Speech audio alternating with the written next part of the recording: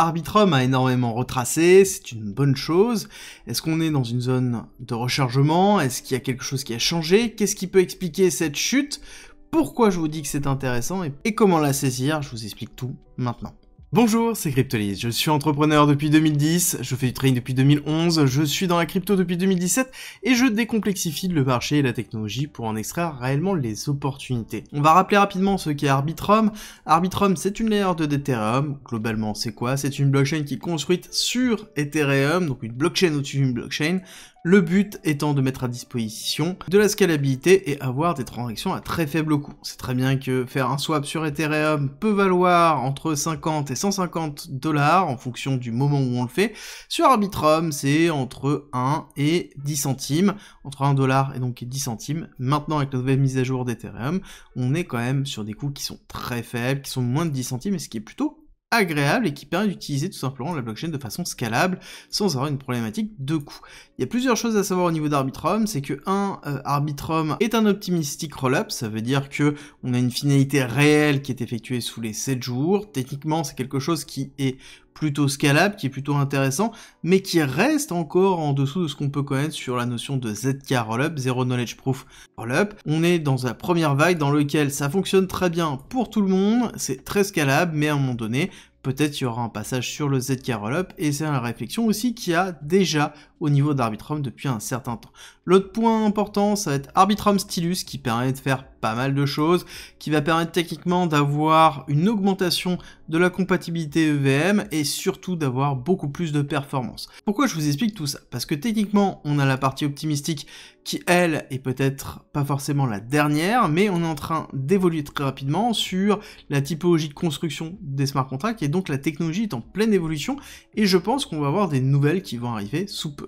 Arbitrum, c'est aussi Arbitrum Orbit, on parle beaucoup de l'OP Stack. L'OP Stack, c'est la stack pour construire des blockchains sur Optimism, mais il y a la même chose sur Arbitrum, on en parle beaucoup moins, mais ça s'appelle Orbit, et ça permet de construire des blockchains directement avec la stack technique d'Arbitrum. C'est-à-dire que j'utilise tout ce que Arbitrum met à ma disposition pour pouvoir construire des blockchains, et ça gravite dans l'écosystème Arbitrum, ce qui est plutôt positif.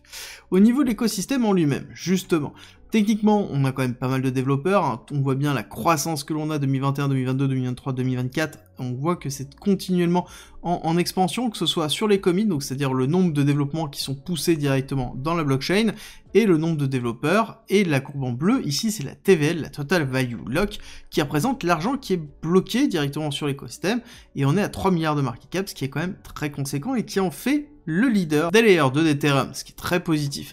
Par contre, on a eu un gros unlock, et on continue à avoir des unlocks sur Arbitrum. À peu près tous les mois, on va avoir 100 millions de $ qui vont être libérés directement sur Arbitrum.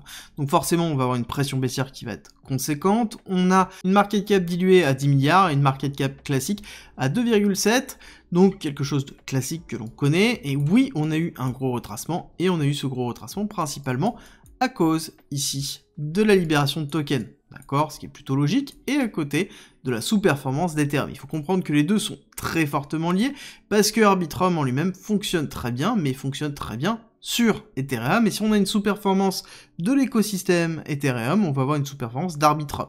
Et quand on cumule la libération de tokens plus la sous-performance d'Ethereum, forcément, c'est très compliqué. Et c'est pour ça que on a eu une baisse qui a été drastique, avec ici une cassure baissière très forte, et on voit qu'on a eu une augmentation de la pression baissière, et donc un cours d'Ethereum qui réaccumule dans la partie des 1 $, et qui est plutôt normal quand on regarde le mouvement total.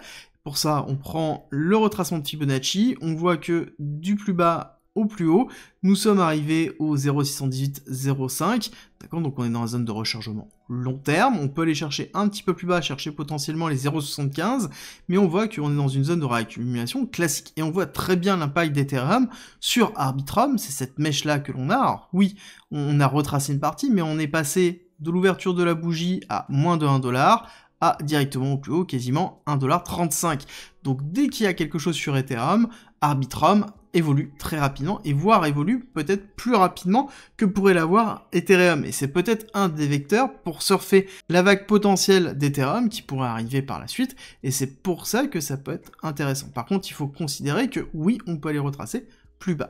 Quels sont les targets que l'on pourrait avoir au niveau d'Arbitrum? Ça c'est intéressant parce que on se dit qu'on a 10 milliards de market cap, ce qui est déjà très élevé.